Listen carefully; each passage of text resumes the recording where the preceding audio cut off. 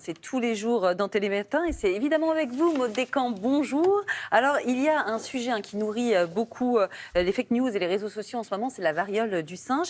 Et nos téléspectateurs ont beaucoup de questions à vous poser via le hashtag On vous répond. La première, c'est celle-ci, celle de Max qui habite à Colmar. Il dit sur Twitter, des posts disent que le virus de la variole du singe était présent dans les vaccins anti-Covid. Est-ce que c'est possible ? Alors non, ce n'est absolument pas possible. Et on va voir justement d'où vient la confusion en observant l'une de ces nombreuses publications Twitter. Vous voyez, ça, c'est la notice du vaccin AstraZeneca, donc contre la Covid-19.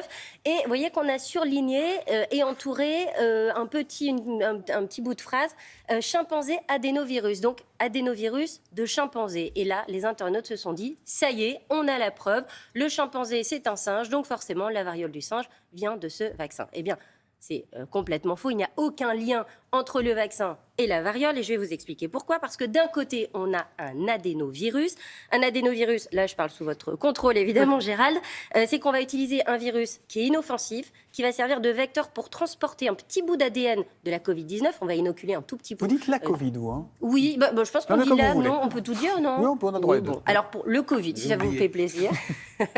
Et donc, on va inoculer un tout petit bout de Covid-19. Et cette technique est très ancienne. Elle est déjà utilisée dans de nombreux vaccins. Et cet adénovirus de chimpanzé, c'est déjà utilisé notamment dans le vaccin contre la grippe depuis 2014. A priori, depuis 2014, il n'y a pas eu d'épidémie de variole du singe. Donc ça, c'est déjà un premier indice pour démonter cette fake news.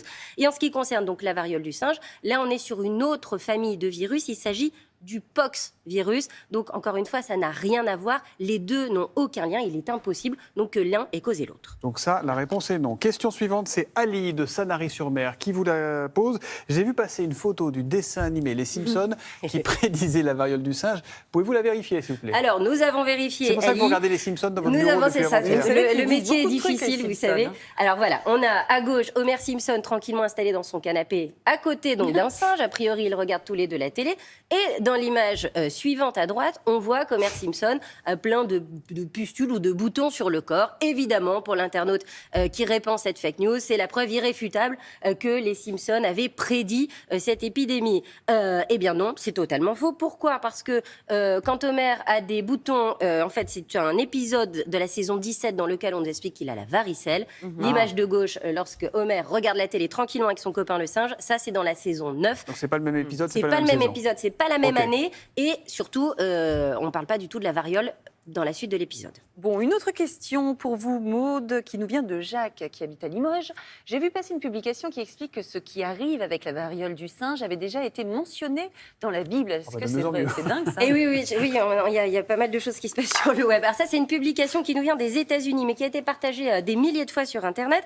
Et on peut lire que, en effet, ce serait la lèpre qui serait en fait la variole du singe. La lèpre, on en parle donc dans la Bible, avec des extraits évidemment de la Bible à la pluie, etc. Là encore, ça n'a rien à voir. L'internaute nous dit si, regardez, c'est une maladie qui est transmise par les animaux à l'homme et qui cause des lésions cutanées. Bon, c'est peut-être les seuls points communs entre ces deux maladies. En aucun cas, ça ne peut être la même chose. La lèpre, c'est une bactérie qui est appelée Mycobacterium leprae. Donc, ça n'a rien à voir avec l'adénovirus dont on parlait tout à l'heure. Le Vous médecin avez vu comme approuve, j'ai hein, bien elle a bien répété. bossé, Vous avez fait médecine, non? Ouais, bien non, bossé. mais c'est ça, c'est ma seconde vie. Non, mais les maladies infectieuses, il n'y a rien de nouveau dans les maladies infectieuses. Les variole du singe, dans les années 50, il y avait déjà, ça a été identifié. Et le premier cas humain, c'était les années 70. Donc, ce n'est pas nouveau. Dernière question, rapidement. Françoise de Montpellier, c'est ça? Montpellier, De pardon, dans la Montpellier, Drôme. c'est à côté de Valence. Les il me médias semble. parlent de 50 000 personnes vaccinées contre la variole du singe. Or, j'ai vu sur Twitter qu'il s'agissait d'un vaccin expérimental. Qu'en est-il? Alors en fait, ça vient d'une vidéo de postée donc avec un discours d'un monsieur qui travaille à l'Organisation mondiale de la santé. On va la regarder, je vous explique après. We do have uncertainties around the effectiveness of these vaccines because they haven't been used in this context and in this scale before.